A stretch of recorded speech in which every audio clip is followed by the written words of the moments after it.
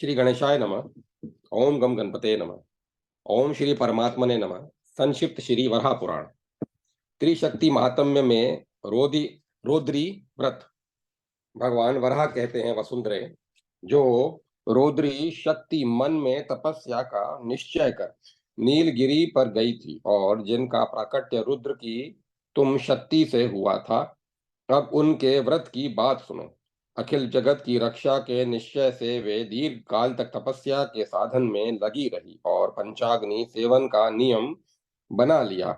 इस प्रकार उन देवी के तपस्या करते हुए कुछ समय बीत जाने पर रूरू नामक एक असुर उत्पन्न हुआ, जो महान तेजस्वी था। उसे ब्रह्मा जी का वर भी प्राप्त था। समुद्र के मध्य में वनों से घिरी रत्नपुरी उसकी राजधानी थी। संपूर्ण देवताओं को आतंकित कर वह दानवराज वहीं रहकर राज्य करता था। करोड़ों असुर उसके रच सहचर थे, जो एक से एक बढ़ चढ़ कर थे। उस समय ऐश्वर्य से युक्त वह रूरू ऐसा जान पड़ता था मानो दूसरा इंद्र ही हो। बहुत समय व्यतीत हो जाने के पश्चात उसके मन में लोकपालों पर विजय प्राप्त करने की इच्छा उत्पन्न हुई। देवताओं के साथ युद्ध करने में उसकी स्वाभाविक रुचि थी। अतः एक विशाल सेना का संग्रह कर जब वह महान असुर रूरू युद्ध करने के विचार से समुद्र से बाहर निकला, तब उसका जल बहुत जोरों से ऊपर उछलने लगा और उसमें रहने वाले नर घड़ियाल तथा मत्स्य घबरा गए। वेलाचल के पार्श्ववर्ती सभी देश उस जल से आप्लावित उठे। समुद्र का अगाध जल चारों ओर फैल गया और सहसा उसके भीतर से अनेक असुर विचित्र कवच तथा आयुध से सुसज्जित होकर बाहर निकल पड़े एवं युद्ध के लिए आगे बढ़े। ऊंचे हाथियों तथा अश्वरथ आदि पर सवार होकर वे असुर सैनिक युद्ध के लिए आगे बढ़े। उनके लाखों एवं करोड़ों की संख्या में पदाति सैनिक भी युद्ध के लिए निकल पड़े। शोभ ने रूरू की सेना के रथ सूर्य के रथ के समान थे और उन पर यंत्र युक्त शस्त्र सुसज्ज थे। ऐसे असंख्य रथों पर उसके अनुगामी दैत्य हस्तत्राण से सुरक्षित होकर चल पड़े।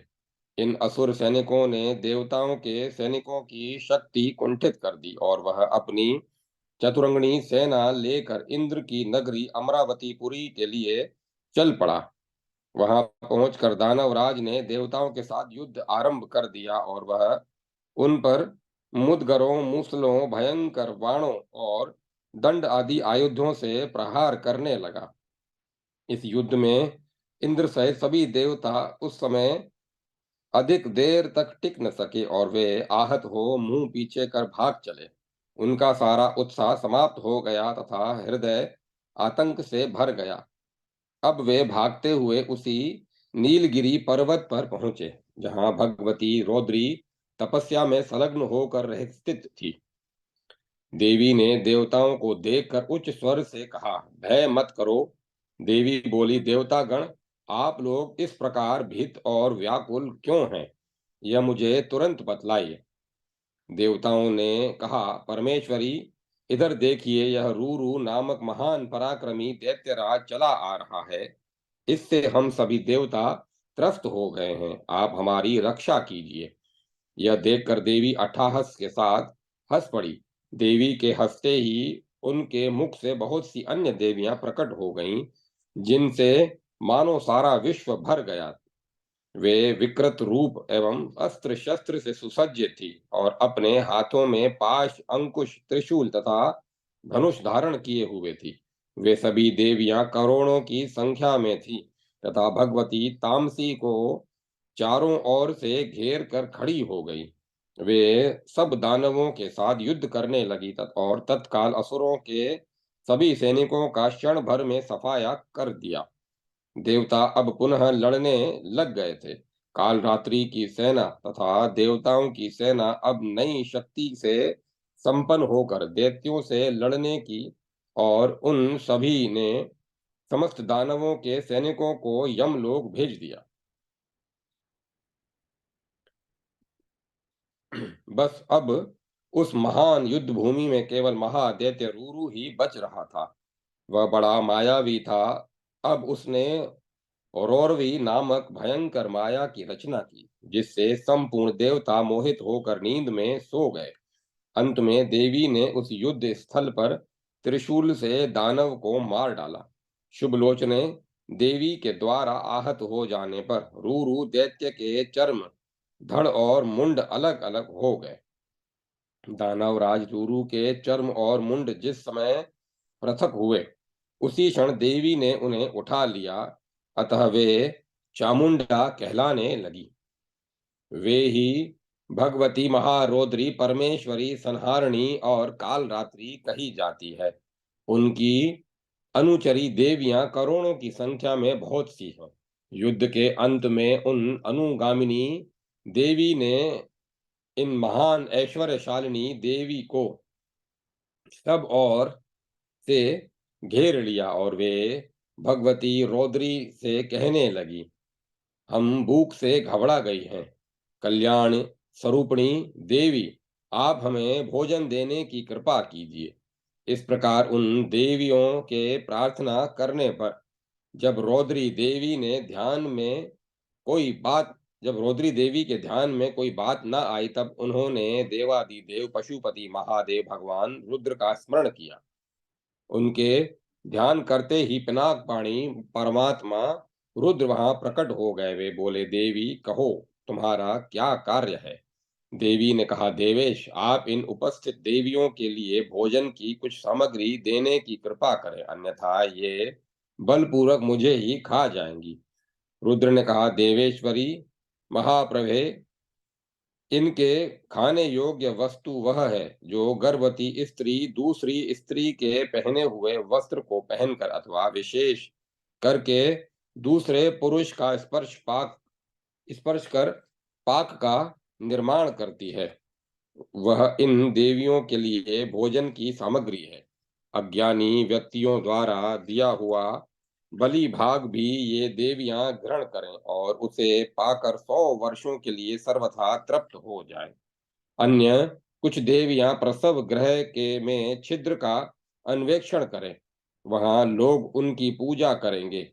देवेशी, इन उस स्थान पर उनका निवास होगा। ग्रह क्षेत्र, तड़ागों, वापियों और उद्यानों में जाकर निरंतर रोती हुई जो स्त्रियां मन मारे बैठी रहेंगी, उनके शरीर में प्रवेश कर कुछ देवियां तृप्ति लाभ कर सकेंगी। फिर भगवान शंकर ने इधर जब रुद्र रूरू को मरा हुआ देखा, तब वे देवी की इस प्रकार स्तुति करने लगे। भगवान रुद्र बोले, देवी आपकी जय हो। चामुंडे भगवती भूत पहारिणी एवं सर्वगते परमेश्वरी, आपकी जय हो। देवी आप त्रिलोचना, भीम रूपा, वेदा, महामाया, महोदया, मनोजवा, जया, जरम्बा, भीमाक्षी, शुभिक्ता, शाया, महामारी, विचित्रंगा, नृत्य प्रिया, विकराला, महाकाली, कालिका, पापहारिणी, पाशहस्ता, दंडहस्ता, भयानका, चामुंडा, ज्वलमानस्या, कृष्णदृष्टा, महाबला, शतयान स्थिता, प्रेतासगता, भीषणा, सर्वभूत भयंकरी, कराला, विकराला, महाकाला, करालिनी, काली, कराली, विक्रांता और कालरात्रि इन नामों से प्रसिद्ध है। आपके लिए मेरा बारंबार नमस्कार है। परमेश्वरी, रुद्र ने जब इस प्रकार देवी की स्तुति की, तब वे भगवती परम संतुष्ट हो गई। साथ ही उन्होंने कहा, देवेश को मन में है, वह वर मांग लो। रुद्र बोले, वरानने, यदि आप प्रसन्न हैं तो इस स्तुति के द्वारा जो व्यक्ति आपका स्तवन करे, देवी आप उन्हें वर देने की कृपा करें। इस स्तुति का नाम त्रिप्रकार होगा। जो भक्ति के साथ इसका पाठ करेगा, वह पुत्र, पौत्र, पशु और समृद्ध से संपन्न हो जाएगा। 3 शक्तियों से संबद्ध इस स्तुति की जो श्रद्धा भक्ति के साथ इस स्तुति को जो श्रद्धा भक्ति के साथ सुने, उसके संपूर्ण पाप विलीन हो जाए और वह व्यक्ति अविनाशी पद का अधिकारी हो जाए। ऐसा कहकर भगवान रुद्र अंतर्ध्यान हो गए। देवता भी स्वर्ग को पधारे। वसुंधरे, देवी की 3 प्रकार की उत्पत्ति युक्त त्रिशक्ति महात्म्य का यह प्रसंग बहुत श्रेष्ठ है। अपने राज्य से च्युत राजा यदि पवित्रता पूर्वक इंद्रियों को वश में करके अष्टमी, नवमी और चतुर्दशी के दिन उपवास कर इसका श्रवण करेगा, तो उसे 1 वर्ष में अपना निष्कंटक राज्य पुनः प्राप्त हो जाएगा। न्याय सिद्धांत के द्वारा ज्ञात होने वाली देवी, पृथ्वी देवी, यह मैंने तुमसे त्रिशक्ति सिद्धांत की बात बतलाई। इनमें सात्विकी एवं श्वेत वर्ण वाली सृष्टि देवी का संबंध ब्रह्मा से है। ऐसे ही वैष्णवी शक्ति का संबंध भगवान विष्णु से है। रौद्री देवी कृष्ण वर्ण से युक्त एवं तम संपन्न शिव की शक्ति है, जो पुरुष स्वस्थ चित्त होकर नवमी तिथि के दिन इसका श्रवण करेगा, उसे अतुल राज्य की प्राप्ति होगी तथा वह सभी भयों से छूट जाएगा। जिसके घर पर लिखा हुआ यह प्रसंग रहता है, उसके घर में भयंकर अग्नि भय, सर्प भय, चोर भय और राज्य आदि से उत्पन्न भय नहीं होते। जो विद्वान पुरुष पुस्तक रूप में इस प्रसंग को लिखकर भक्ति के साथ इसकी पूजा करेगा, उसके द्वारा चर और अचर तीनों लोग सुपूजित हो जाएंगे। उसके यहाँ बहुत से पशु, पुत्र, धन धान्य एवं उत्तम स्त्रियां प्राप्त हो जाएंगी। यह स्तुति जिसके घर पर रहती है, उसके यहाँ प्रचुर रत्न, घोड़े, गौएं, दास और दासियां आदि संपत्तियां अवश्य प्राप्त हो जाती हैं। भगवान वराह कहते हैं, भूत धारिणी, यह रुद्र का महात्म्य कहा गया है। मैंने पूर्ण रूप से तुम्हारे सामने इसका वर्णन कर दिया।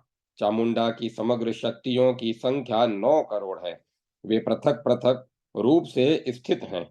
इस प्रकार जो रुद्र से संबंध रखने वाली यह तामसी शक्ति चामुंडा कही गई, उसका तथा वैष्णवी शक्ति के सम्मिलित भेद 18 करोड़ है। इन सभी शक्तियों के अध्यक्ष सर्वत्र विचरण करने वाले भगवान परमात्मा रुद्र ही हैं। जितनी ये शक्तियां हैं, रुद्र भी उतने ही हैं। महाभाग, जो इन शक्तियों की आराधना करता है, उस पर भगवान रुद्र संतुष्ट होते हैं और वे साधक की मन कल्पित सारी कामनाएं सिद्ध कर देते हैं।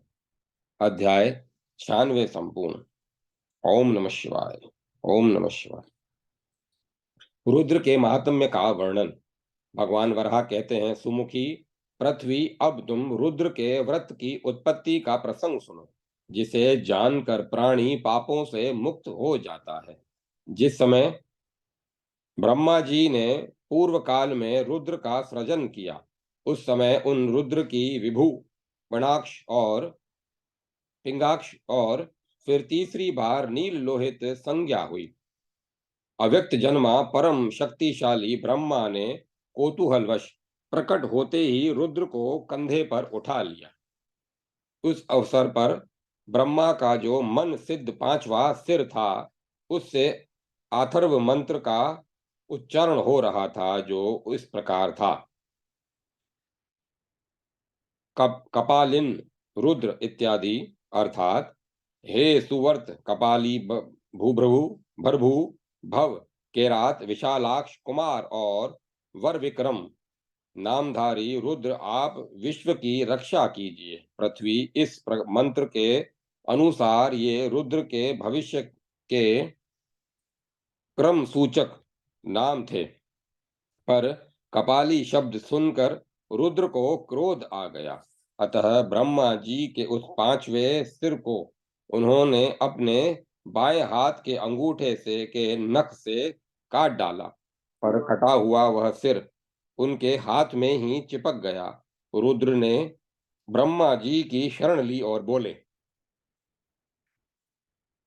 रुद्र ने कहा, उत्तम व्रतों का पालन करने वाले भगवान, कृपया यह बताइए कि यह कपाल मेरे हाथ से किस प्रकार अलग हो सकेगा तथा इस पाप से मैं कैसे मुक्त होऊंगा।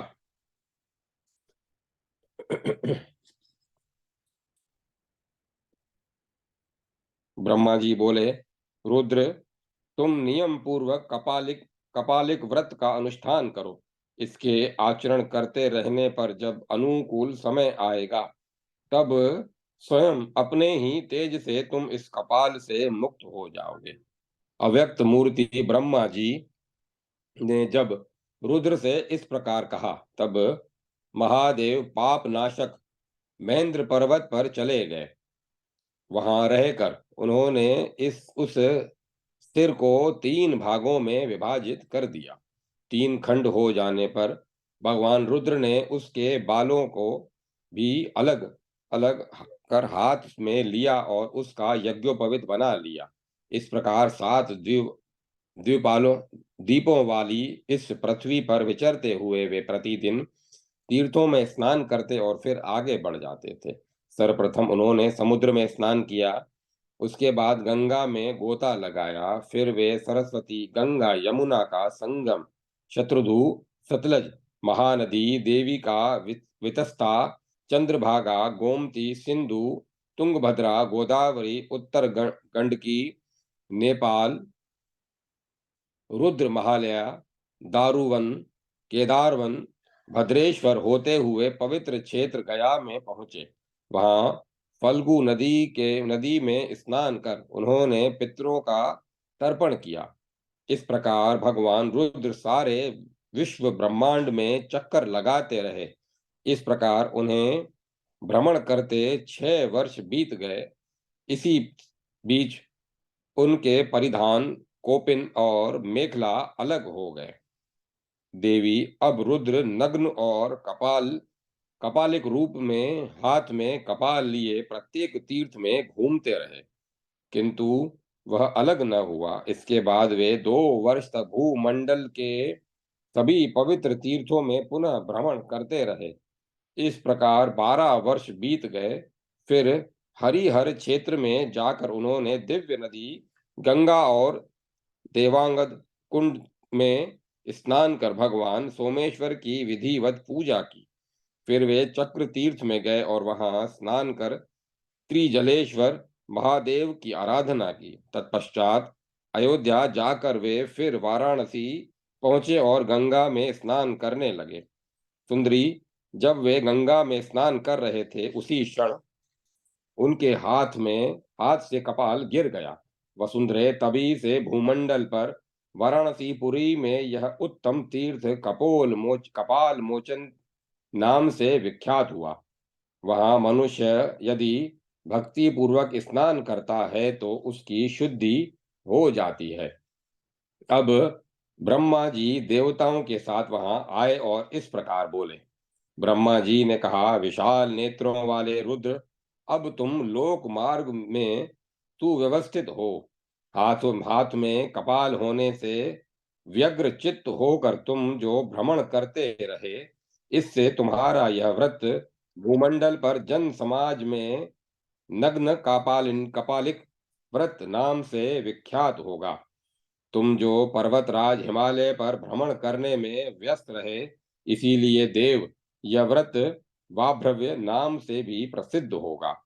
अब इस तीर्थ में जो तुम्हारी शुद्धि हुई है, इसके कारण यह व्रत शुद्ध शैव्य शुद्ध शैव होगा और इसमें पाप प्रशमन करने की शक्ति भरी रहेगी। देव समुदाय ने आगे करके तुम्हें जो विधान के साथ पूज्य बनाया है, उस शास्त्र विधान की सबके लिए व्याख्या करूंगा। इसमें कुछ अन्यथा विचार नहीं है। तुम्हारे द्वारा आचरित यह वाभ्रव्य व्रत एवं कपालिक व्रत का जो आचरण करेगा, वह तुम्हारी कृपा से ब्रह्म हत्यारा ही क्यों न हो, उस पाप से मुक्त हो जाएगा। तुम जो नग्न कपाली पिंगल वर्ण और पुनः शुद्ध श्वेव व्रत पालन करते रहे, इसके कारण नग्न कपाल, वाभ्रव्य और शुद्ध शैव्य के नाम से यह व्रत प्रसिद्ध होगा। तुमने मुझे आगे करके विधि पूर्वक जिन मंत्रों के द्वारा पूजा की है, वे संपूर्ण शास्त्र पाशुपत शास्त्र कहलाएंगे। अव्यक्त मूर्ति ब्रह्मा जी जिस समय रुद्र से इस प्रकार कह रहे थे, उसी समय देवताओं ने जय जयकार की ध्वनि लगाई। अब महाभाग रुद्र परम संतुष्ट होकर अपने स्थान कैलाश पर चले गए। ब्रह्मा जी भी देवताओं के साथ श्रेष्ठ स्वर्ग लोक में सिधारे। अन्य देवता भी जैसे आए थे वैसे ही आकाश मार्ग द्वारा अपने स्थान पर चले गए। वसुंधरे, रुद्र के इस महात्म्य का मैंने वर्णन किया। यह जो रुद्र का चरित्र है, इससे भूमंडल पर स्थित कोई संपत्ति तुलना करने में समर्थ नहीं है। अध्याय 97 समाप्त। ओम नमः शिवाय। सत्य तपा का शेष वृतांत।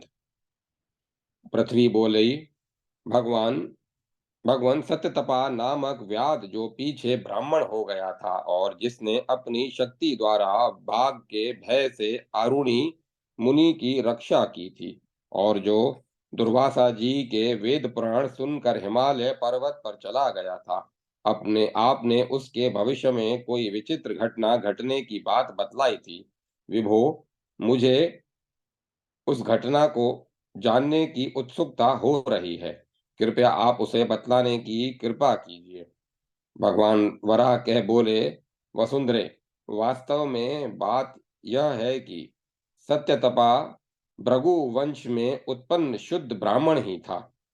उसी जन्म में फिर उसका डाकुओं का साथ हो गया, जिसके कारण वह व्याध बन गया। बहुत दिन बीत जाने के पश्चात आरुणि ऋषि का संग उसे सुलभ हुआ, अतः फिर उसमें ब्राह्मणत्व आ गया। दुर्वासा जी के द्वारा भली भांति उपदेश ग्रहण कर फिर वह पूर्ण ब्राह्मण बन गया। अब आश्चर्य की कथा आगे सुनो। पृथ्वी देवी हिमालय पर्वत के उत्तरी भाग में पुष्पभद्रा नाम की एक पवित्र नदी है। उस दिव्य नदी के तीर पर चित्रशिला नाम से विख्यात एक शिला है। वहीं एक विशाल वट का वृक्ष है जो भद्र नाम से प्रसिद्ध है। वहां रहकर सत्यतपा तप करने लगे। एक दिन की बात है, लकड़ी काटते समय कुल्हाड़ी से उनके बाएं हाथ की तर्जनी उंगली कट गई। उस वह उंगली जड़ से कट कर अलग हो गई। तब उस कटे हुए स्थान से भस्म का चूर्ण बिखर उठा। उस उंगली से ये न रक्त गिरा, न मांस और न मज्जा ही दिखाई पड़ी। फिर उस ब्राह्मण ने अपनी कटी हुई उंगली को पहले जैसे जोड़ भी दिया और वह जुड़ भी गई। उसी भद्रवट के वृक्ष के ऊपर एक किन्नर दंपति का निवास था, जो उस समय वृक्ष के ऊपर बैठा हुआ उन सब विचित्र कार्यों को देख रहा था। इस घटना से उनके मन में बड़ा आश्चर्य हुआ। प्रातः काल वह इंद्रलोक में पहुंचा, जहां यक्ष, गंधर्व, किन्नर एवं इंद्र के साथ सभी देवता विराजमान थे। वहां इंद्र ने उन सब से कहा कि आप लोग कोई अपूर्व बात हुई हो सब सबसे कहा कि आप लोग कोई अपूर्व बात हुई हो तो बतलाइए।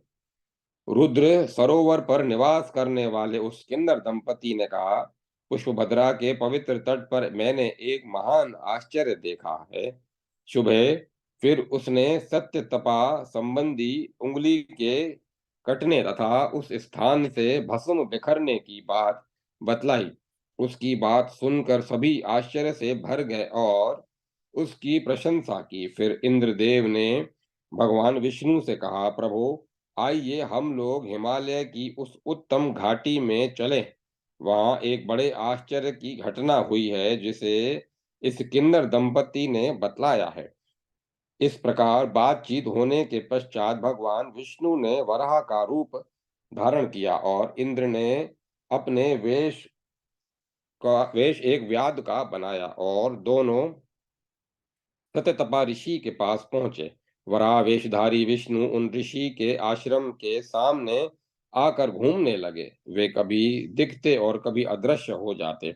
इतने में धनुष बाण हाथ में लिए हुए वधिक वेशधारी इंद्र ने ऋषि के सामने आकर कहा, भगवन, आपने यहाँ एक बहुत विशाल शूकर अवश्य देखा होगा। आप कृपा पूर्वक मुझे बतलाइए तो मैं उसका वध कर डालूं, जिससे अपने आश्रित जीवों का भरण पोषण कर सकूं।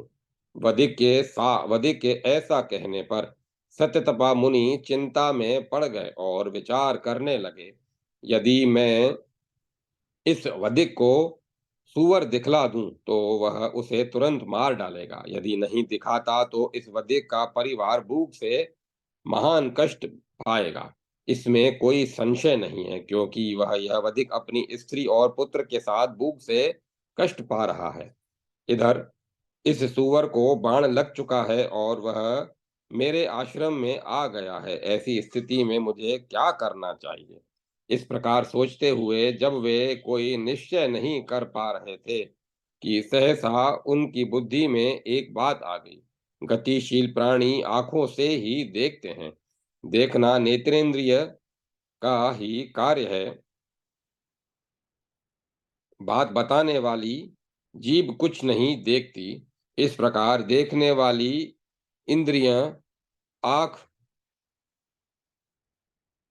है, जीवा नहीं, और जो जीवा का विषय है उसे नेत्र तत्वतः प्रकाशित करने में असमर्थ हैं। अतः इस विषय में अब मैं निरुत्तर होकर चुप रहूंगा। सत्यतपा के मन में इस प्रकार के निश्चय को जानकर वधिक रूपी इंद्र और सुवर रूप बने हुए विष्णु, इन दोनों के मन में बड़ी प्रसन्नता हुई। अतः वे दोनों महापुरुष अपने वास्तविक रूप में उनके सामने प्रकट हो गए। साथ ही सत्यतपा ऋषि ने यह वचन कहा, ऋषिवर सततपा ऋषि से यह वचन कहा, ऋषिवर, हम दोनों तुम पर बहुत प्रसन्न हैं। तुम परम श्रेष्ठ वर मांग लो। यह सुनकर उस ऋषि ने कहा, देवेश्वरों, इस समय मेरे सामने आप लोगों ने प्रत्यक्ष उपस्थित होकर साक्षात दर्शन दिया। इससे बढ़कर पृथ्वी पर मुझे दूसरा कोई श्रेष्ठ वर नहीं दिखता। हाँ, यदि आप बलपूर्वक वर देकर मुझे कृतार्थ करना चाहते हैं तो मैं यही वर मांगता हूँ। इस पर्व काल में जो व्यक्ति यहाँ सदा ब्राह्मणों की भक्ति पूर्वक 1 मास तक लगातार अर्चना करे, उसके सभी पाप नष्ट हो जाए। यही नहीं, उसका संचित पाप भी भस्म हो जाए। साथ ही मुझे भी मोक्ष प्राप्त हो जाए। वसुंधरे, विष्णु और इंद्र दोनों देवता ऐसा ही होगा कहकर अंतर्ध्यान हो गए। वे ऋषिवर पाकर सर्वत्र परमात्मा को देखते हुए वहीं स्थिर रहे। इसी समय उनके गुरु आरुणि आते दिखाई पड़े, जो तीर्थों में घूमते हुए भूमंडल की प्रदक्षिणा करके लौटे थे। मुनिवर आरुणि की सत्यतपा ने महान भक्ति के साथ पूजा की, उनका चरण धोया और आचमन कराया तथा उन्हें गौएं प्रदान की। जब आरुणि जी आसन पर बैठ गए और भली भांति जान गए कि मेरा यह शिष्य सिद्ध हो गया है तथा तपस्या में इसके पाप भस्म हो गए हैं, तो उन्होंने सत्यतपा से कहा, उत्तम व्रत का पालन करने वाले पुत्र, तप के प्रभाव से तुम्हारा अंतःकरण शुद्ध हो गया है। तुम में ब्रह्म भाव की स्थिति हो गई है। वत्स, अब उठो और मेरे साथ उस परम पद की यात्रा करो जहां जाकर फिर जन्म नहीं लेना पड़ता। तदंतर मुनिवर आरुणि और सत्यतपा, वे दोनों सिद्ध पुरुष भगवान नारायण का ध्यान करके उनके श्री विग्रह में लीन हो गए।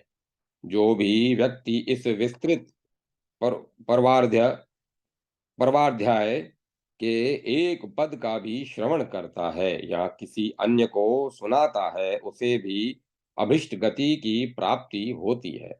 अध्याय 98 समाप्त। ओम नमः शिवाय। तिल धेनु का महात्म्य। पृथ्वी बोली, भगवन, अव्यक्त जन्मा ब्रह्मा जी के शरीर से जो 8 भुजा वाली गायत्री नाम की माया प्रकट हुई और जिन्होंने चेत्रासुर के साथ युद्ध कर उसका वध किया, उन्हीं देवी ने देवताओं का कार्य सिद्ध करने के विचार से नंदा नाम धारण किया तथा उन्हीं देवी ने महिषासुर का भी वध किया। वही देवी वैष्णवी नाम से विख्यात हुई। भगवान, अब यह सब कैसे क्या हुआ, आप मुझे बताने की कृपा करें। भगवान वराह कहते हैं, वसुंधरे, स्वयंभू मनवंतर में उन्हीं देवी ने मंदरगिरी पर महिषासुर नामक दैत्य का वध किया। फिर उनके द्वारा विंध्य पर्वत पर नंदा रूप से चेत्रासुर मारा गया। और अथवा ऐसा समझना चाहिए कि वे देवी ज्ञान शक्ति हैं और महिषासुर मूर्तिमान अज्ञान है। देवी, अब मैं 5 प्रकार के पातकों का ध्वंस करने वाला उपाय कहता हूँ, सुनो। भगवान विष्णु देवताओं के भी देवता हैं। उनका यजन करने से पुत्र और धन प्राप्त होते हैं। इस जन्म में जो पुरुष दरिद्रता, व्याधि और कुष्ठ रोग से दुखी है, जिनके पास लक्ष्मी नहीं है, पुत्र का अभाव है, वह इस यज्ञ के प्रभाव से तुरंत ही धनवान, दीर्घायु, पुत्रवान एवं सुखी हो जाता है। इसमें प्रधान कारण मंडल में विराजमान लक्ष्मी देवी के साथ भगवान नारायण का दर्शन ही है। भगवान नारायण परम देवता हैं।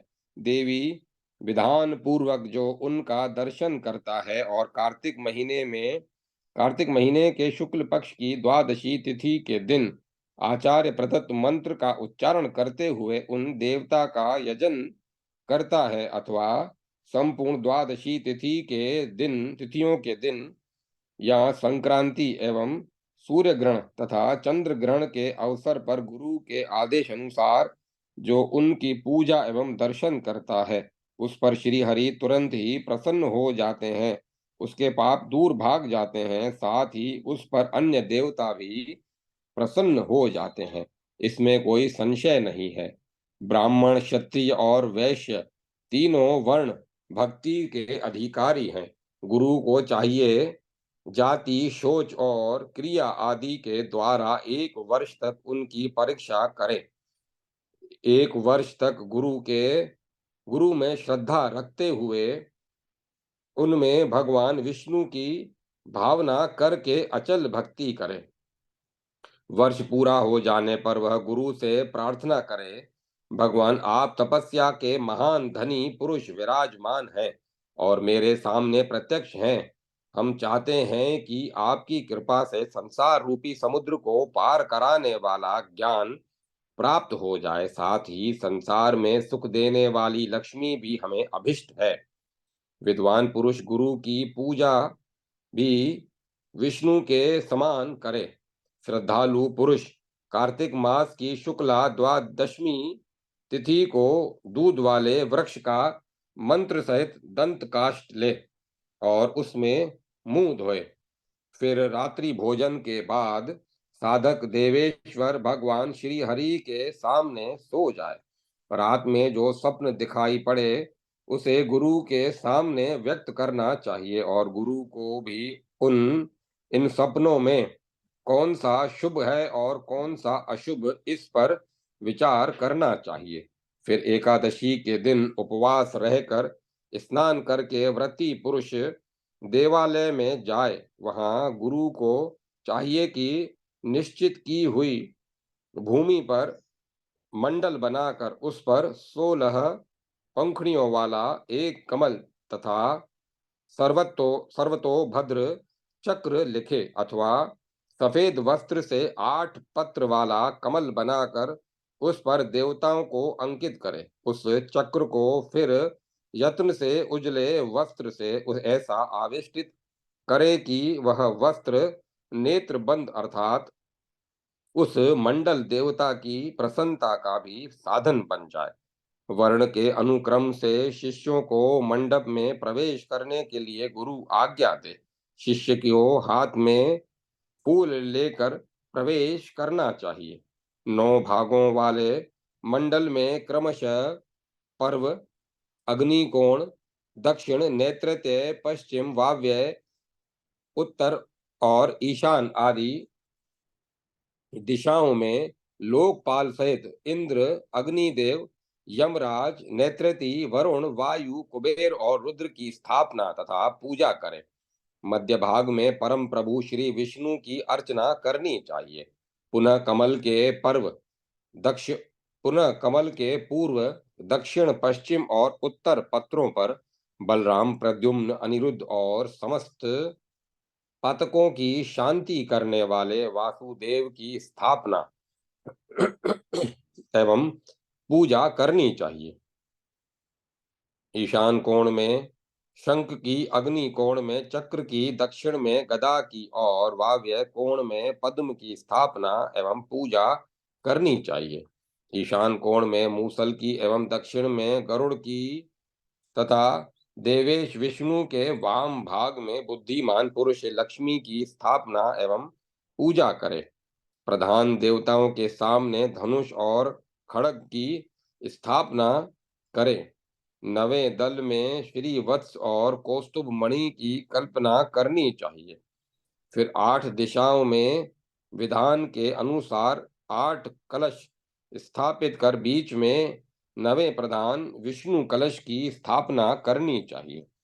फिर उन कलशों पर 8 लोकपालों तथा भगवान विष्णु की विधि पूर्वक पूजा करनी चाहिए। साधक को यदि मुक्ति की इच्छा हो तो विष्णु कलश से, लक्ष्मी की इच्छा हो तो इंद्र कलश से, प्रभुत संतान की इच्छा हो तो अग्नि कोण के कलश से, मृत्यु पर विजय पाने की इच्छा हो तो दक्षिण के कलश से, दुष्टों का दमन करने की इच्छा हो तो नेत्रति कोण के कलश से, शांति पाने की इच्छा हो तो वरुण कलश से, पाप नाश की इच्छा हो तो वाव्य वाव्य कोण के कलश से, धन प्राप्ति की इच्छा हो तो उत्तर के कलश से तथा ज्ञान की इच्छा एवं लोकपाल पद पाने की कामना हो तो वह रुद्र कलश से स्नान करे। किसी एक कलश के जल से स्नान करने पर भी मनुष्य संपूर्ण पापों से छूट जाता है। यदि साधक ब्राह्मण है तो उसे अव्याहत ज्ञान होता है। नवों कलशों से स्नान करने से जो तो मनुष्य पाप मुक्त होकर साक्षात भगवान विष्णु के तुल्य सवर्त परिपूर्ण हो जाता है। पूजा के अंत में गुरु की आज्ञा से सबकी प्रदक्षिणा करे। फिर गुरुदेव प्राणायाम सहित आग्नेय एवं वारुणी धारणा द्वारा विधि पूर्वक शिष्य का अंतःकरण शुद्ध कर उसे सोम रस से आव्यक्ति कर दीक्षा के प्रतिज्ञा वचन सुनाए। इस प्रकार ब्राह्मणों, वेदों, विष्णु, ब्रह्मा, रुद्र, आदित्य, अग्नि, लोकपाल, ग्रहों, वैष्णव पुरुषों और गुरु के सम्मान करने वाले पुरुष को दीक्षा द्वारा शीघ्र सिद्धि प्राप्त होती है। दीक्षा के अंत में प्रज्वलित अग्नि में ओम नमो भगवते सर्वरूपणे हुम फट स्वाहा इस 16 अक्षर वाले मंत्र द्वारा हवन की विधि है। गर्भाधान आदि संस्कारों में जैसी हवन की क्रिया होती है वैसी ही यहाँ भी कर्तव्य है। हवन के बाद यदि दीक्षा प्राप्त शिष्य किसी देश का राजा हो तो वह गुरु के लिए हाथी, घोड़ा, स्वर्ण, अन्न और गांव आदि अर्पण करे। यदि दीक्षित साधक मध्यम श्रेणी का व्यक्ति है तो वह साधारण दक्षिणा दे। दीक्षा के अंत में साधक पुरुष यदि वराह पुराण सुनता है तो उससे सभी वेद पुराण और संपूर्ण मंत्रों के जप का फल प्राप्त होता है। पुष्कर तीर्थ, प्रयाग, गंगा सागर संगम, देवालय, कुरुक्षेत्र, वाराणसी ग्रहण और विशुप योग में उत्तम जप करने वाले को जो फल होता है, उससे दूना फल जो दीक्षित पुरुष इस वराह पुराण को सुनता है उसे प्राप्त होता है। प्राणियों को धारण करने वाली पृथ्वी देवी, देवता लोग भी ऐसी कामना करते हैं कि कब ऐसा सुअवसर प्राप्त होगा जब भारतवर्ष में हमारा जन्म होगा और हम दीक्षा प्राप्त कर किसी प्रकार से षोडश कलात्मक वराह पुराण सुन सकेंगे तथा इस देह का त्याग कर उस परम स्थान को जाएंगे जहां से पुनः वापस नहीं होना पड़ता। अन्नदान के विषय में महात्मा वशिष्ठ एवं श्वेत का संवादात्मक एक बहुत पुराना इतिहास है। सच्ची कथा कही जाती है। वसुंधरे इलाव्रत वर्ष में श्वेत नाम के एक महान तपस्वी राजा थे। उन नरेश ने हरे भरे वृक्षों वाले वन सहित यह पृथ्वी दान करने के विचार से तपोनिधि वशिष्ठ जी से कहा, भगवन, मैं ब्राह्मणों को यह समूची पृथ्वी दान करना चाहता हूँ। आप मुझे आज्ञा देने की कृपा करें। इस पर वशिष्ठ जी ने कहा, राजन, अन्य सभी अन्न सभी समय में पुण्य फल के स्वरूप सुख देने वाला है, अतः तुम सदा अन्न दान करो। जिसने अन्न दान कर दिया उसके लिए भूतल पर दूसरा दान कोई शेष न रहा। संपूर्ण दानों में अन्न दान ही श्रेष्ठ है। अन्न में भी प्राणी जीवन धारण करते और बढ़ते हैं। अतः राजन, तुम प्रयत्न पूर्वक अन्न दान करो। किंतु राजा श्वेत ने वैसा न कर बहुत से हाथी, घोड़े, वस्त्र, रत्न, आभूषण, धन धान्य से पूर्ण अनेक नगर एवं खजाने में जो धन था उसे ही ब्राह्मणों को बुलाकर दान किया।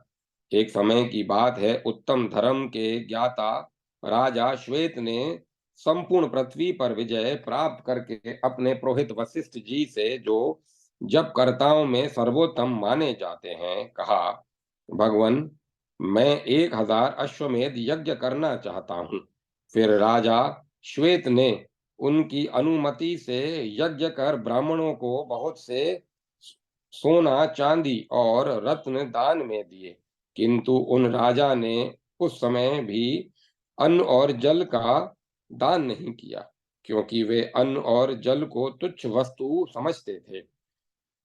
अंत में काल धर्म के वश होकर जब वे परलोक पहुंचे तो वहां उन्हें भूख और विशेषकर प्यास सताने लगी।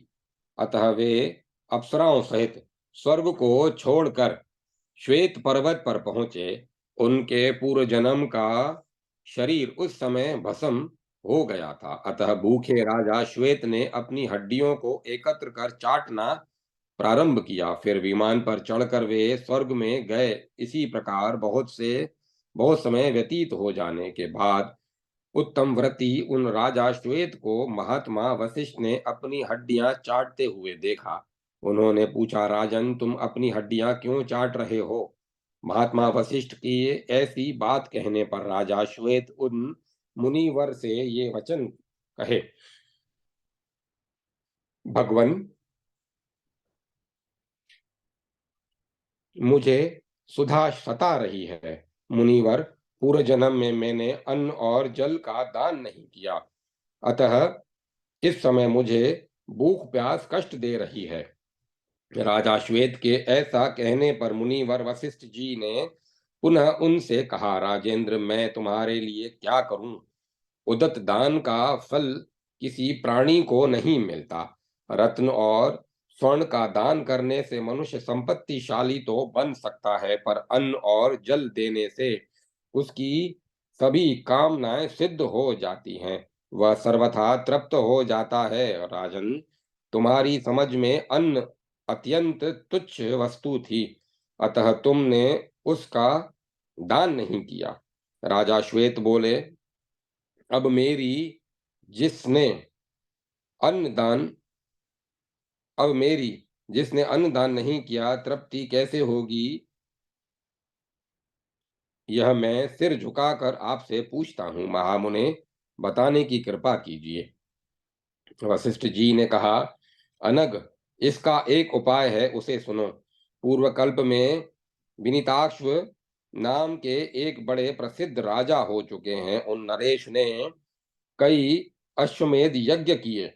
यज्ञों में ब्राह्मणों को बहुत सी गौएं, हाथी और धन दिए। तुच्छ समझकर अन्न का दान नहीं किया।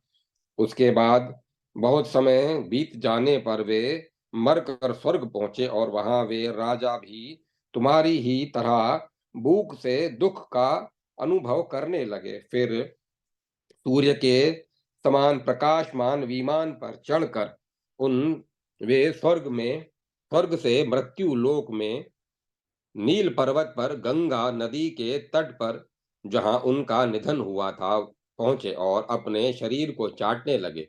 उन्होंने वही अपनी उन्होंने वहीं अपने होता पुरोहित को देखकर पूछा, भगवान, मेरी क्षुधा मिटने का उपाय क्या है?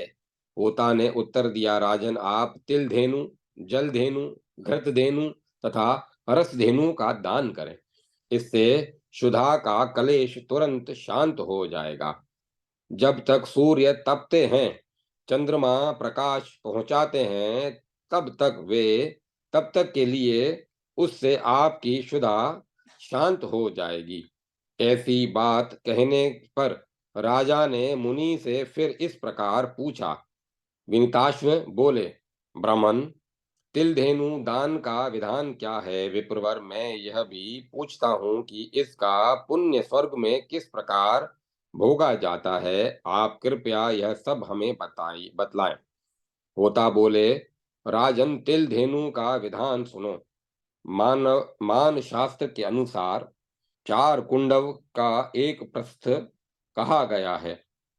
ऐसे 16 प्रस्थ तिल से धेनु का स्वरूप बनाना चाहिए। इसी प्रकार 4 प्रस्थ का एक बछड़ा भी बनाना चाहिए। चंदन से उस गाय की नासिका का निर्माण करें और गुड़ से उसकी नाभि बनाई जाए। इसी प्रकार उसकी पूंछ भी फूल की बनाकर फिर घंटा और आभूषण से अलंकृत करना चाहिए। ऐसी रचना करके सोने के सींग बनावें। उसकी दोहनी कांसे की और खुर सोने के हों। जो अन्य धेनुओं की विधि में निर्दिष्ट है, तिल धेनु के साथ मृग चर्म वस्त्र रूप में सर्वौषधि सहित मंत्र द्वारा पवित्र कर उसका दान करना सर्वोत्तम है। दान के समय प्रार्थना करें, तिल धेनु, तुम्हारी कृपा से मेरे लिए अन्न, जल एवं सब प्रकार के रस तथा दूसरी वस्तुएं भी सुलभ हों। देवी, ब्राह्मण को अर्पित होकर तुम हमारे लिए सभी वस्तुओं का संपादन करो। ग्रहिता ब्राह्मण कहे कि देवी, मैं तुम्हें श्रद्धा पूर्वक ग्रहण कर रहा हूं। तुम मेरे परिवार का भरण पोषण करो। देवी, तुम मेरी कामनाओं को पूरी करो। तुम्हें मेरा नमस्कार है। राजन, इस प्रकार प्रार्थना कर तिल धेनु का दान करना चाहिए। ऐसा करने से संपूर्ण कामनाएं पूर्ण होती हैं। जो व्यक्ति श्रद्धा के साथ इस प्रसंग को सुनता या तिल धेनु का दान करता है अथवा दूसरे को दान करने की प्रेरणा करता है, वह समस्त पापों से छूटकर विष्णु लोक में जाता है।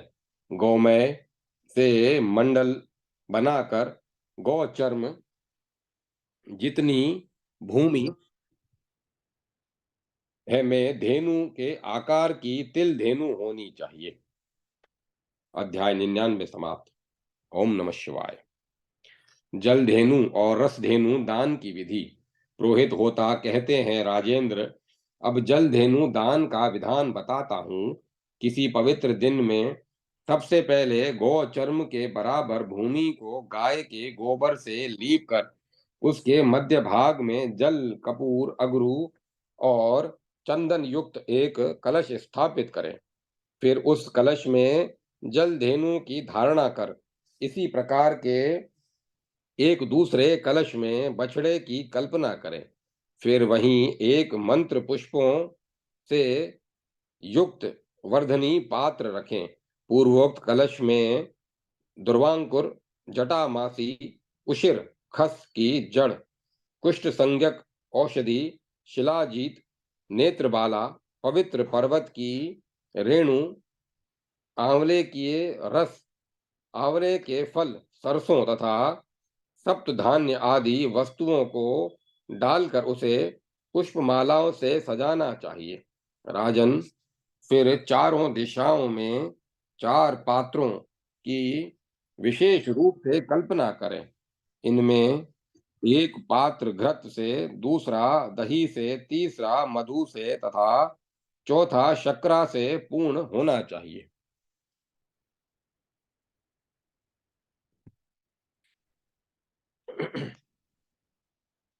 इस कल्पित कुंभमयी धेनु में स्वर्णमय मुख तथा एवं तांबे के श्रृंग, पीठ तथा नेत्र की कल्पना करनी चाहिए। पास में कांसे की दोहनी रखें तथा उसके कुश के रोए बनाएं और सूत्र से उसकी पूंछ भी पूंछ की रचना करें। पुनः वस्त्र, आभरण और घंटिका से उसे सजाकर शुक्ति से दांत एवं गुण से मुख की रचना करें। चीनी से उस धेनु की जीभ और मक्खन से स्तनों का निर्माण कर ईख के चरण बनाएं तथा चंदन एवं फूलों से उस धेनु को सुसज्जित कर काले मृग चर्म पर स्थापित करें। फिर चंदन और फूलों से भली भांति उसकी पूजा करके वेद के पारगामी ब्राह्मण को निवेदित कर दे।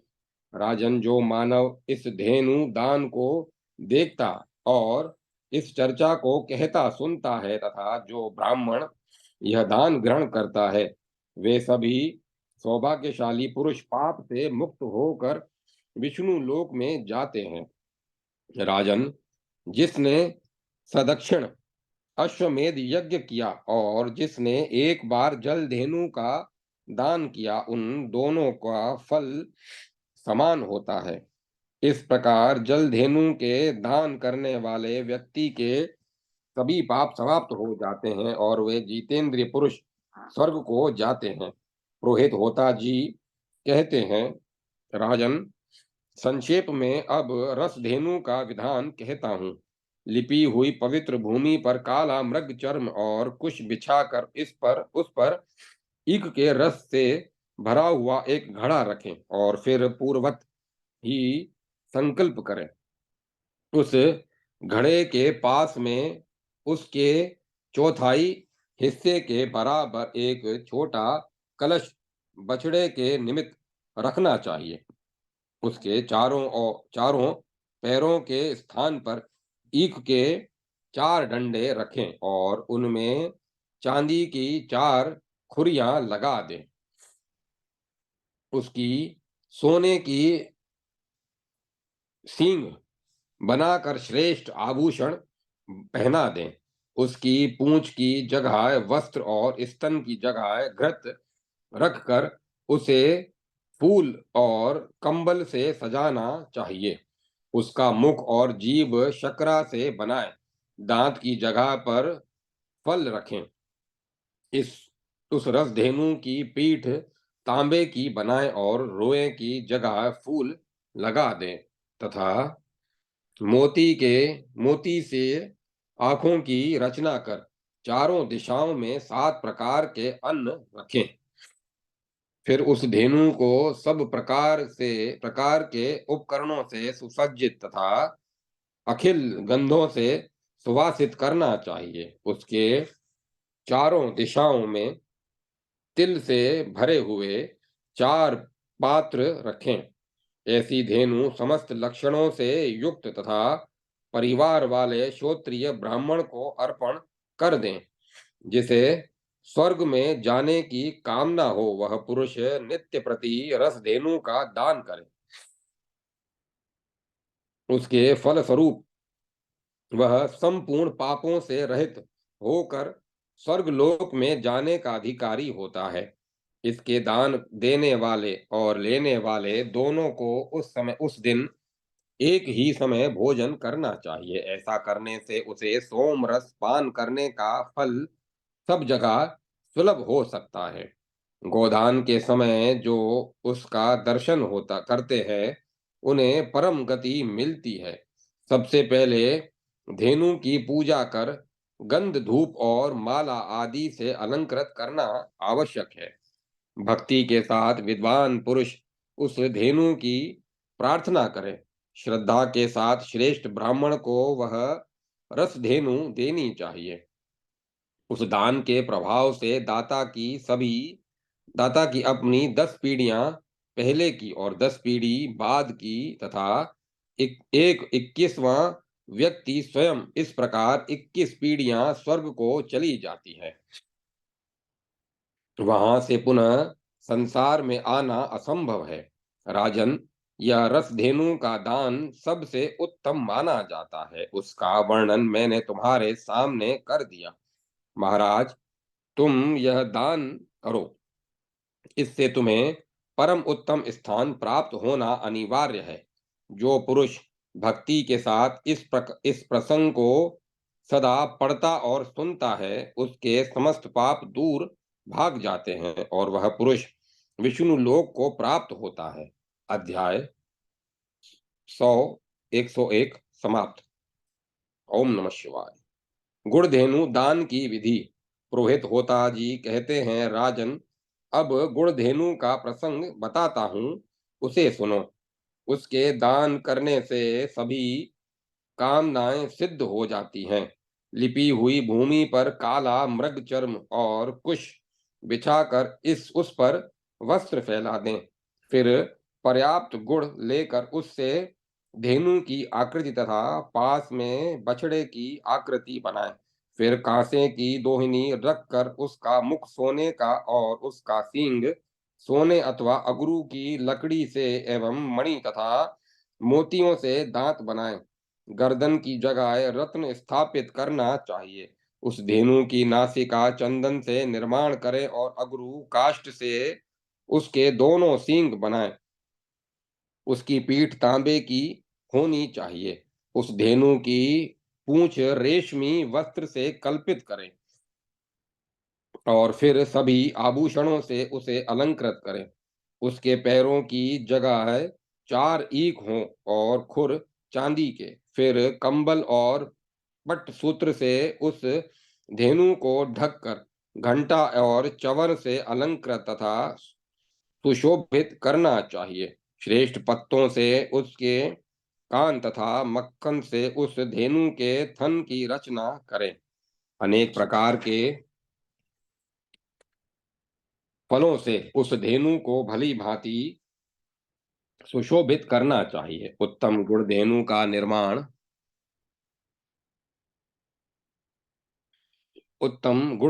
निर्माण 4 भार गुड़ के वजन से बनाना चाहिए अथवा उसके आधे भाग से भी उसका निर्माण संभव है। मध्य श्रेणी की धेनु उसके आधे परिमाण की मानी जाती है और एक भार में अधम श्रेणी की धेनु का निर्माण होता है। यदि पुरुष धनहीन हो तो वह अपनी शक्ति के अनुसार 108 गुड़ की डलियों से ही धेनु बना सकता है। घर में संपत्ति हो तो उसके अनुसार इससे अधिक मात्रा में भी बनाने का विधान है। फिर चंदन और फूल आदि से उसकी पूजा कर उसे ब्राह्मण को दान कर दें। चंदन, पुष्प आदि से पूजा करने के पश्चात घृत से बना हुआ नैवेद्य एवं दीपक दिखाना अति आवश्यक है। अग्निहोत्री और क्षोत्रिय ब्राह्मण को गुड़धेनु देना उत्तम है। महाराज, 1000 सोने के सिक्कों सहित अथवा उसके आधे या आधे के साथ गुड़धेनु का दान किया जाए, अथवा अपनी शक्ति के अनुसार 100 या 50 सिक्कों के साथ भी दान किया जा सकता है। चंदन और फूल से पूजा करके ब्राह्मण को अंगूठी और कान के आभूषण भी देना चाहिए। साथ में छाता और जूता दान देना चाहिए। दान के समय इस प्रकार प्रार्थना करें: गुणधेनो, तुम में अपार शक्ति है। शुभे, तुम्हारी कृपा से संपत्ति सुलभ हो जाती है। देवी, मैं जो दान कर रहा हूं, इससे प्रसन्न होकर तुम मुझे भक्ष्य और भोज्य पदार्थ देने की कृपा करो, और लक्ष्मी आदि सभी पदार्थ मुझे सुलभ हो जाएं। ऐसी प्रार्थना करने के उपरांत पहले कहे हुए मंत्रों का स्मरण करें। दाता को पूर्व मुख बैठकर ब्राह्मण को गुड़धेनु का दान करना चाहिए। पुनः प्रार्थना करें: गुड़धेनो, मेरे द्वारा मन, वाणी और कर्म द्वारा अर्जित पाप तुम्हारी कृपा से नष्ट हो जाए। जिस समय गुड़धेनु का दान होता है, उस अवसर पर जो इस दृश्य को देखते हैं, उन्हें वह उत्तम स्थान प्राप्त होता है जहां दूध तथा घृत एवं दही बहाने वाली नदियां हैं।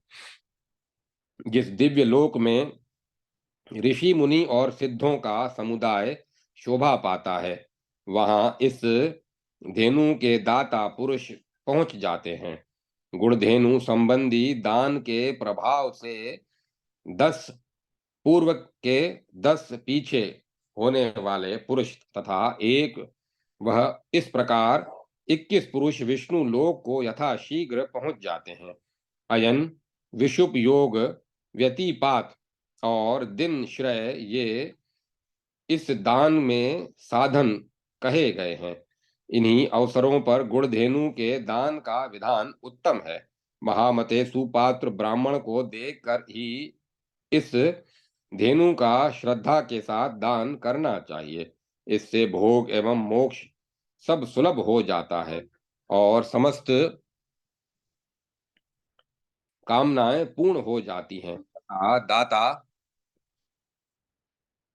सभी पापों से मुक्त हो जाता है। गुणधेनु की कृपा से अखिल सौभाग्य से इस लोक में अतुल आयु एवं आरोग्य तथा ऐश्वर्य सुलभ हो जाते हैं। जो इस प्रसंग को पढ़ता है तथा कई योजन दूर रहकर भी इस गुणधेनु दान की सम्मति देता है, वह इस संसार में दीर्घ काल तक वैभव से संपन्न रहकर अंत में स्वर्ग में निवास करता है। अध्याय 102 समाप्त। ओम नमः शिवाय। शक्रा तथा मधु धेनु के दान की विधि। पुरोहित होता जी कहते हैं: राजन, अब शक्रा धेनु का वर्णन सुनो। लिपी हुई भूमि पर काला मृग चर्म और कुश बिछाना चाहिए। राजन, 4 भार शक्रा से बनी हुई धेनु उत्तम कही जाती है। उसके चौथाई भाग से उसका बछड़ा बनाए। यदि दान करता राजा हो तो वह 800 भार से ऊपर तक की धेनु बना सकता है। दाता अपनी शक्ति के ही अनुसार धेनु का निर्माण कराए, जिससे स्वयं अपनी आत्मा को न कष्ट पहुंचे, न धन का ही समूल संहार हो जाए। धेनु की चारों दिशाओं में बीज स्थापित कर उसके मुखाग्र और सींग सोने के तथा आंखें मोती की बनाए। गुड़ से उसका मुखांदर भाग तथा पिष्ट से उसकी जीभ का निर्माण करें। गल कंबल का निर्माण रेशमी वस्त्र सूत्र से करे। कंठ के भूषणों से उस धेनु को भूषित करे। ईख से चरण, चांदी से खुर तथा मक्खन से थन की रचना करे। श्रेष्ठ पत्रों से उसके कान बनाकर उसे श्वेत चवर से अलंकृत करना चाहिए। तत्पश्चात उसके पास में पंचरत्न रखकर उसे वस्त्र से ढक देना चाहिए। इसी प्र फिर चंदन और फूलों से अलंकृत करके वह गाय ब्राह्मण को दे दे। ब्राह्मण श्रोत्रिय, दरिद्र और साधु स्वभाव वाला हो। अयन विशुभ व्यतिपात और दिनश्रय इन पुण्य अवसरों पर अपनी शक्ति के अनुसार इस प्रकार की गौ बनाकर दान करना चाहिए। यदि सत्पात्र एवं श्रोत्रिय ब्राह्मण घर पर आया हुआ दिख जाए तो आए हुए उस ब्राह्मण को धेनु के उच्च भाग का स्पर्श करते हुए दान करने की विधि है। पूर्व अथवा उत्तर की तरफ मुख करके दाता बैठे। गौ का मुख पूर्व और बछड़े का मुख उत्तर हो। दान करते समय गोदान के मंत्रों को पढ़कर फिर पढ़कर ही गौ का दान करना चाहिए। दाता एक दिन तक शकरा के आहार पर रहे और लेने वाला ब्राह्मण भी इसी प्रकार 3 दिन तक रहे। यह शक्राधेनु संपूर्ण पापों को दूर करने वाली तथा अखिल कामनाओं को देने में पूर्ण समर्थ है।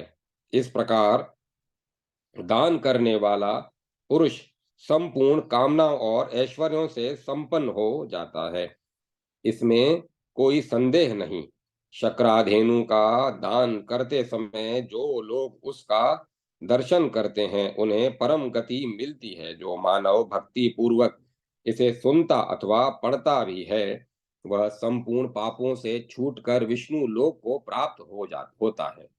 पुरोहित होता जी कहते हैं, राजन, अब संपूर्ण पापों के नाशक मधु धेनु के दान की विधि सुनो। लिपी हुई पवित्र भूमि पर काला मृग चर्म और कुशा बिछाकर 16 घड़े मधु से एक धेनु तथा उसकी चौथाई भाग से बछड़े की आकृति बनाकर स्थापित करें। उस धेनु का मुख सोने का और श्रृंग सीग अगरू एवं चंदन के पीठ तांबे की और ससना गल कंबल रेशमी सुत के बनाए। उसके चरण ईख के हों। फिर उजले कंबल से उस धेनु को ढककर गुड़ से उसके मुख की तथा शक्रा से जीवा की आकृति बनानी चाहिए। उसके होंठ पुष्प के और दांत फलों के बने हों। वह कुश के रुएं तथा चांदी के खुरों से सुशोभित हो और उसके कान श्रेष्ठ पत्तों से बनाने चाहिए। फिर उसके चारों दिशाओं में सप्त धान्य के साथ तिल से भरे हुए 4 पात्र रखने चाहिए। फिर 2 वस्त्रों से उसको ढककर कंठ के आभूषण से उसे अलंकृत कर दे। कांसे की दोहनी बनाकर चंदन और फूलों से उस धेनु की पूजा करनी चाहिए। अयन विशुभ व्यतिपात दिनश्रय संक्रांति और ग्रहण के अवसर पर इस धेनु के दान का विशेष महत्व है। अथवा अपनी इच्छा से उसे सभी काल में संपादित किया जा सकता है। द्रव्य, ब्राह्मण और संपत्ति को देखकर दान का प्रतिपादन करना चाहिए। दान लेने वाला ब्राह्मण दरिद्र, विद्याभ्यासी, अग्निहोत्री, वेद वेदांत का पारगामी तथा आर्यव्रत देश में उत्पन्न हुआ होना चाहिए। धेनु की पूंछ भाग का स्पर्श करके हाथ में जल और दक्षिणा लेकर चंदन और धूप से पूजा कर फिर 2 वस्त्रों से ढककर अपनी शक्ति के अनुसार अन्न सहित उसका दान कर दे। कंजूसी न करें। सभी विधि जल पूर्वक होनी चाहिए। ब्राह्मण को दान करने के पूर्व दाता इस प्रकार प्रार्थना करे, मधु धेनु, तुम्हें मेरा नमस्कार है। तुम्हारी कृपा से मेरे पितृ और देवता गण प्रसन्न हो जाएं। ग्रहिता कहे, देवी, मैं विशेष रूप से कुटुंब की रक्षा के लिए तुम्हें ग्रहण करता हूँ। मधु धेनु, तुम कामदोहा हो। मेरी कामनाओं को पूर्ण करो। तुम्हें मेरा नमस्कार है मधुवाता। इस मंत्र को पढ़कर इस धेनु का दान करना चाहिए महाराज। दान के पश्चात छाता और जूता भी देना चाहिए राजन। इस प्रकार भक्ति पूर्वक जो मधु धेनु का दान करता है वह एक दिन खीर और मधु के आहार पर रहे। दान लेने वाले ब्राह्मण को मधु और खीर के आहार पर 3 रातें व्यतीत करनी चाहिए। उसका इसका दाता 10 पूर्वजों और आगे होने वाले 10 पीढ़ियों एवं स्वयं आप इस प्रकार 21 पीढ़ियों को तार कर भगवान विष्णु के स्थान में पहुंचता है। जो मानव इस प्रसंग को श्रद्धा के साथ सुनता अथवा सुनाता है वह समस्त पापों से छूटकर विष्णु लोक में चला जाता है। अध्याय 103 104 समाप्त। ओम नमः शिवाय। ओम नमो नारायण। ओम तत्सत। ओम तत्सत। ओम तत्सत। अब कथा को विराम दिया जाता है। आनंदमयी जय